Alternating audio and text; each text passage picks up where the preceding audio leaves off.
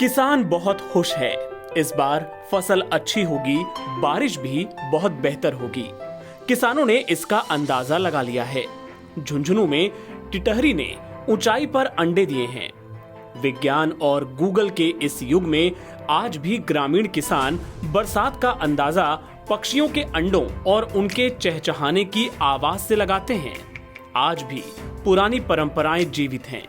किसान टिटहरी पक्षी के अंडे देने के स्थान और उनकी संख्या से बरसात का अनुमान लगाते हैं।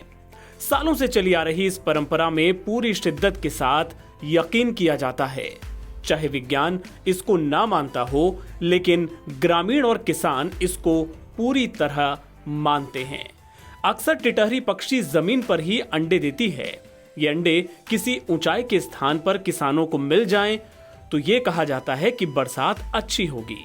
किसी निचले हिस्से में टिटहरी के अंडे मिले तो किसानों का अनुमान होता है कि इस बार बरसात कम होगी। ये परंपरा सालों से चली आ रही है। झुंझुनू में टिटहरी ने अंडे दे दिए हैं।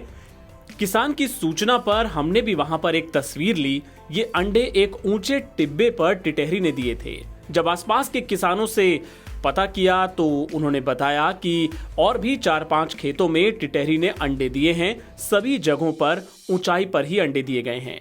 ये बहुत ही अच्छी बरसात का संकेत है। किसानों का मानना है कि अनुमान आमतौर पर सटीक बैठता है। टिटहरी को बारिश का पूर्वाभास हो जाता है। टिटहरी उसके अनुसार ही अपने अंडे देने का स्थान तय करती है। टिटहरी के दिए इन अंडों के आधार पर ग्रामीण मॉनसून का अंदाजा लगाते हैं।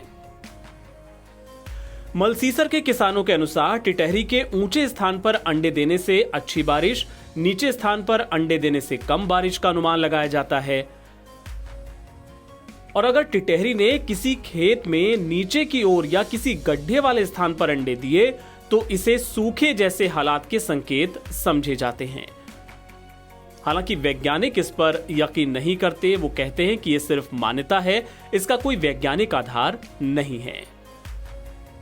4 अंडे तो 4 महीने बरसात, खड़े हैं तो तेज और बैठी स्थिति में धीमी बरसात। पक्षी विशेषज्ञ डॉक्टर योगेश आर्य ने बताया कि यह वैज्ञानिक आधार नहीं है, लेकिन किसानों को इस पर यकीन है। एनबीटी ऑनलाइन की रिपोर्ट।